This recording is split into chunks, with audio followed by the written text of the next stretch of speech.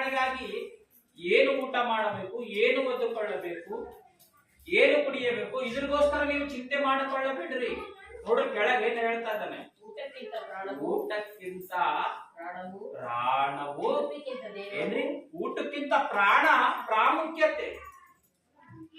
Doctor ಹೇಳ್ತಾನ ಪ್ರೇರೆ, ಹೌದಿಲ್ಲ? ಡಾಕ್ಟರ್ ಹತ್ರ ಹೋಗಿ ಸರ್ ನನ್ಗೆ ಈಗ ಆಗಿದೆ ಹಾಗಾಗಿದೆ ಅಂತಂದಾಗ ಡಾಕ್ಟರ್ ಹೇಳ್ತಾನ ನೀನು ಗಂಜಿ ನೀರನ್ನೇ ಕುಡಿಬೇಕಪ್ಪ ಅಂತ ಹೇಳ್ತಾನ. ಹೌದಾ? ಇಲ್ಲ, ಗಂಜಿ ನೀರು ಕುಡಿದ್ರೇನೆ ನೀನು ಬದುಕ್ತಿದ್ದಿ, ಇಲ್ಲಾಂದ್ರೆ ಸತ್ತೋಗ್ಬಿಡ್ತಿದ್ದೆ ಅಂತ ಹೇಳಿದಾಗ ನಾವೇನ್ ಮಾಡ್ತೀವಿ?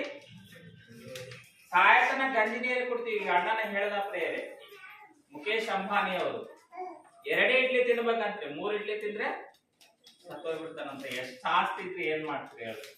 ಪ್ರಾಣ ಮುಖ್ಯ, ಪ್ರಾಣ ಮುಖ್ಯ, ಬದುಕುವುದು ಮುಖ್ಯ. ಅದಕ್ಕೆ ಪ್ರೇರಾಗಿರ್ತಕ್ಕಂಥ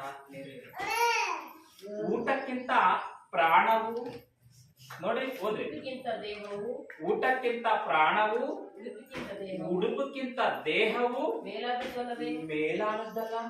ಒಂದು ಸಾರಿ ಆಲೋಚನೆ ಮಾಡಿ, ಆತ್ಮನ ಪ್ಲಸ್ ದೇಹನ ನರಕದಾಗ ಹಾಕ್ತಾನ ದೇವರು.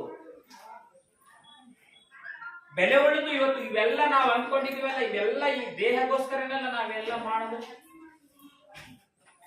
ಇವೆರಡನ್ನು, ದೇಹನು ಪ್ಲಸ್ ಆತ್ಮನ್ನು ದೇವರು ನರಕದಲ್ಲಿ ಹಾಕತಾನಲ್ಲ, ಆ ನರಕದಿಂದ ತಪ್ಪಿಸಿಕೊಳ್ಳುವುದಕ್ಕಾಗಿ, ಆ ನರಕಕ್ಕೆ ಹೋಗಲಾರ್ದಂಗ ನಾವು ಭೂಲೋಕದಲ್ಲಿ ಬದುಕಿರುವಾಗ ಏನು ಮಾಡಬೇಕು, ಯಾವ ರೀತಿಯಲ್ಲಿ ಜೀವನ ಮಾಡಬೇಕು, ಯಾವ ರೀತಿಯಲ್ಲಿ ನಾವು ಬದುಕಬೇಕು, ಹೇಗೆ ಬದುಕಿದ್ರೆ ಆ ನರಕದಿಂದ ತಪ್ಪಿಸಿಕೊಳ್ತೀವಿ ಅನ್ನೋ ವಿಷಯನ ನಾವು ತಿಳ್ಕೊಂಡು ಬದುಕಬೇಕಾಗಿದೆ. ಇದು ಪ್ರಾಮುಖ್ಯತೆ. ಆಲೋಚನೆ ಮಾಡಬೇಕು.